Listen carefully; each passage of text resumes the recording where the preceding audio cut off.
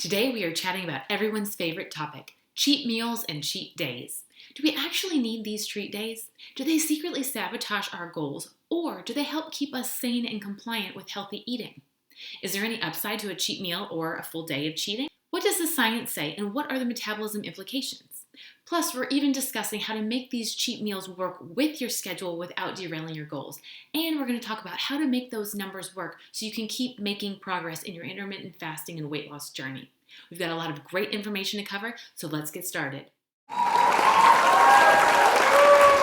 In today's lesson, number 20, we're talking about intermittent fasting and strategies for cheat meals and cheat days. In this video, we're going to be covering typical strategies for cheat days when you're following intermittent fasting, and what exactly cheating looks like when you fast. We're discussing the psychology and effectiveness of cheat meals and cheat days when you follow any diet. We're going to cover what the research says, and we're going to answer common questions and share key takeaways to help you incorporate cheats while maintaining your results. So let's start with a couple of beliefs and thoughts about what constitutes cheating on your diet, or more specifically, cheating during fasting. The first focuses on a specific time frame. It's the idea that cheating means eating anything you want during a set period of time, either one meal, one day, or one vacation. The other option is cheating on occasion. This is eating specific things you'd usually avoid, like breaking a fast with a high-carb option, or grabbing an energy drink for a quick caffeine or energy boost, or even having that second cocktail with dinner, or that third glass of wine. This can often be related to a special occasion like a birthday, a celebration, or a wedding. What does a typical intermittent fasting cheat meal look like? Well, it looks like an indulgence. It's a single meal in your day that isn't necessarily healthy, low sugar, nutrient dense, and didn't come straight from the ground. It's a meal where you don't worry about meal composition, macronutrients, or even nutritional timing. Maybe you go out to dinner, or you have friends in town, or it's a meal where you eat whatever you want without restriction. When done in moderation, or very rarely, it will serve to help you indulge occasionally while sticking to your diet and maintain your commitment to healthy eating the remainder of the time.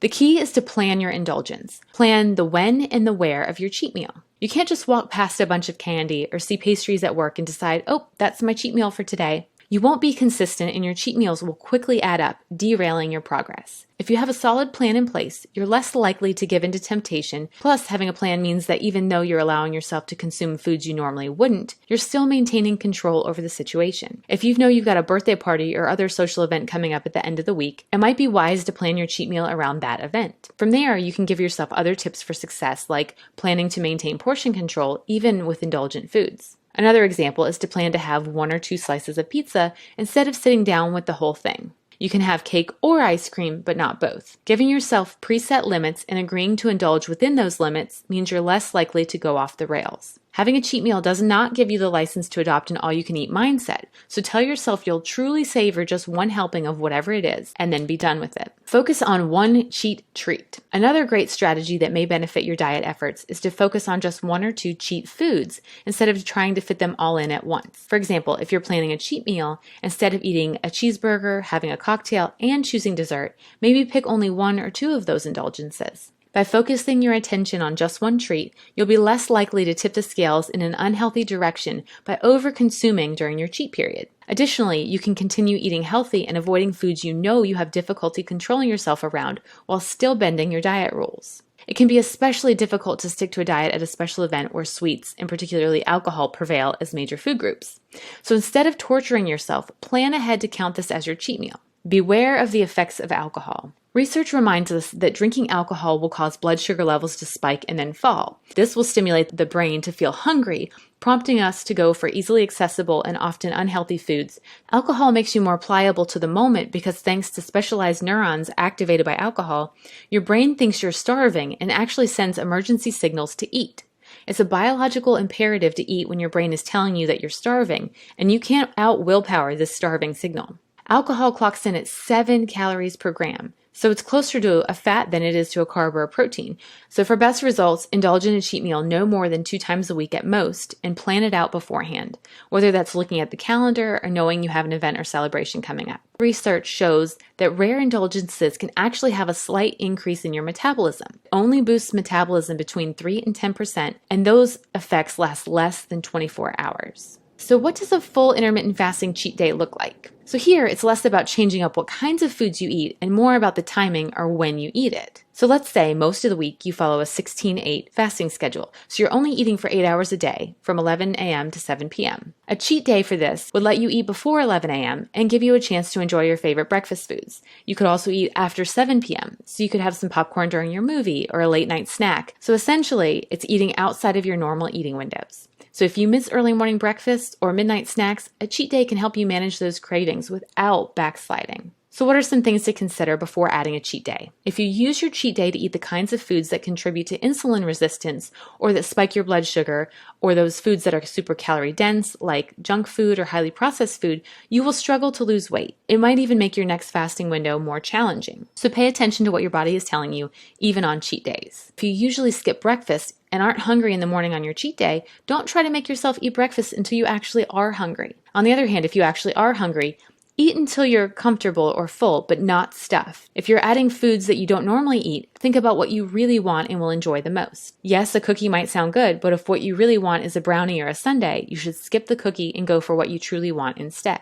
Will this cheat meal sabotage my goals? Remember, the reason intermittent fasting works, even if people don't make other changes to their eating habits, is the limited eating window. You're less likely to consume as many calories during a limited eating window as you would during a full day of free eating.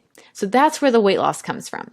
From a math standpoint, if you were to indulge in one cheat day a week, your overall weight loss results would depend on whether you eat more calories that one day than you save the rest of the week by fasting. So in other words, the calories you don't eat the 6 days you're fasting must total more than the calories you eat on your cheat day. If you eat fewer calories than you burn, weight loss is likely to occur. It's all a giant math problem. All right, so what does that look like in real terms? Let's say I'm supposed to be eating 1,800 calories a day. But when I do my 16 and 8 intermittent fasting, I only take in 1,600 calories a day. So after 6 days of intermittent fasting, a decreased caloric intake of 200 calories a day leaves me with a deficit of 1,200 calories. It's my day off, and it's the day I'm going to have my entire cheat day. So I go to breakfast, I had a donut and a coffee, nothing super crazy. Then at lunch, I had a cheeseburger, but instead of a salad, I got fries with it, and I had a beer. And then I went to dinner with friends, and I had some bread from the bread basket, and I had fish fry dinner, and I had another cocktail. And before you know it, my cheat day calories are now at 3,000. So not only have I eaten all of my baseline calories, I have also eaten enough calories to negate the deficit I made the other 6 days of the week due to intermittent fasting. So you have to think about your cheat day and think about the math that goes into it. All right, so common questions about cheat days. How long should your cheat day be? Some people prefer a cheat day when they can eat anything they want whenever they want. Others only add an hour or two to their normal eating times. This is long enough to have an extra snack or indulge at a social gathering, but without adding the calories for a full day of free eating. Again, it all goes back to the math. If you listen to your body and your hunger cues, you might find it's just as well to stick to your usual morning routine and only add a couple of hours at night. My advice is to start with this option and see how you're feeling and see if the scale or progress continues moving in the right direction. Then you can reassess as needed. So how often should you have a cheat day? You should always have more days of intermittent fasting than cheat days. Cheat days should be a special, rare reward for committing to good habits the rest of the time. Some people do well with a once-a-week cheat day, usually a day on the weekend. Other people get better results from only having a cheat day every other week or even once a month. And some people only stray from their healthy eating on special occasions like birthdays, family gatherings, or holidays. So a 2017 study found that 3 cheat days a week had the same effect on your internal processes and your gut bacteria as a steady diet of junk food. That's why when you've had a cheat meal that turns into an entire weekend of free eating, you feel like crap on Monday morning and your first fast back in the routine is extra challenging. So someone trying to maintain their weight might be able to splurge a little bit more often than someone that's just starting a diet. So ultimately, it's less about how often you have a cheat day and more about how impactful your cheat day is to your overall routine. A reward-based cheat meal or cheat meal strategy is effective if you're able to execute a well-planned diet and maintain overall reduced calorie intake. Are you using your cheat day as a planned indulgence as a motivator, or is it secretly sabotaging your weight loss efforts? Occasionally allowing yourself to indulge in foods not permitted in your diet is supposed to provide you with the motivation to stick to a planned diet most of the time. But what about temptations? Some people can effectively resist temptation knowing that their cheat day is coming up, but not everyone can regulate their eating behaviors the same way. If you're unable to maintain self-control within your cheat meals or cheat days, you run the risk of undoing your prior weight loss efforts. Psychologists and nutritionists believe that using a cheat meal or cheat day to satisfy a craving can help us stick to more restrictive diets. Cheat meals and cheat days could be good for the falling off the wagon issue, too. We commit to a program for a little while, and then when life gets in the way, we end up giving up altogether or falling off the wagon. But if you think about cheat days as planned indulgences, so there's no wagon to fall off of. With this mindset, you can indulge and then continue on with your diet and healthy eating.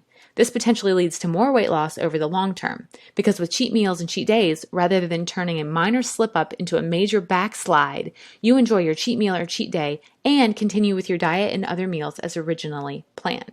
Shifting your language and how you talk about indulgences from cheating to treating or celebrating might help you stay on track with your goals. Successful and sustained weight loss is closely tied to your perspective and outlook on food. Attitude toward food choices can significantly impact your ability to resist temptation or regulate eating behaviors. The word cheat has a negative connotation and is associated with feelings of guilt. Using that term to describe food or a meal could affect your ability to maintain self-control even within a planned cheat meal. One study found that people who associated cake with celebrations had more success with their weight loss goals over the long term than those who linked cake to feelings of guilt or overindulgence. The same applies with reframing a cheat meal with a more positive message, such as a treat meal. This simple switch could help better support self-regulation and healthy eating behaviors. Because the cheat meal or cheat day strategy focuses on a reward-based system, it may be ineffective for those who have a difficult time with emotional eating. Research shows that people who use food as a coping mechanism may be more susceptible to binge eating. Critics have also said that a cheat meal or cheat day strategy has the potential to encourage binge-style eating. A cheat meal method could exacerbate eating-related issues for people that deal with food addiction tendencies, disordered eating, or an inability to self-regulate. Understanding your motives for eating desired cheat foods ensures that you're choosing the healthiest approach to weight loss for your individual needs. Having a day of unrestricted or less restricted eating should not mean you ignore your hunger or satiety cues under the assumption that you can eat as much as you want. It's important that the cheat strategy is approached with a healthy mindset along with realistic goals and expectations. Intuitive eating is especially important on cheat days. Paying attention to your body's hunger cues and eating only when you're actually hungry and stopping when you're satisfied before you're stuffed is imperative. Making sure you're slowing down while you're eating this so you can enjoy the food and savor the experience is also important. Cheat days or cheat meals both allow room to indulge. They can effectively motivate some people to stick to their diet, but may be unhealthy for people with emotional or binge eating, disordered eating tendencies. Remember that the best, most effective diet plan is the one that you can stick to over the long term. If you want to eat without psychological repercussions on a regular or a cheat day, be sure you're listening to your body. Start by asking what you're really in the mood for. Focus on quenching one craving at a time rather than opting for a full meal or a full day of unhealthy foods. Make sure your everyday diet isn't a chore. Try incorporating foods that you enjoy or fun, different, and inventive cooking techniques, even when you're not having a cheat day. This is a great tip that will lead to sustained success, and it can also help you maintain more self-control during both regular eating and cheat meals or cheat days. Ask yourself, are you eating because of a scarcity mindset, or are you genuinely enjoying the food? So there you have it, cheat meals and cheat days demystified. Hopefully you now have a better understanding of the purpose of these days, as well as how to make them work for you without derailing your goals so you keep making progress.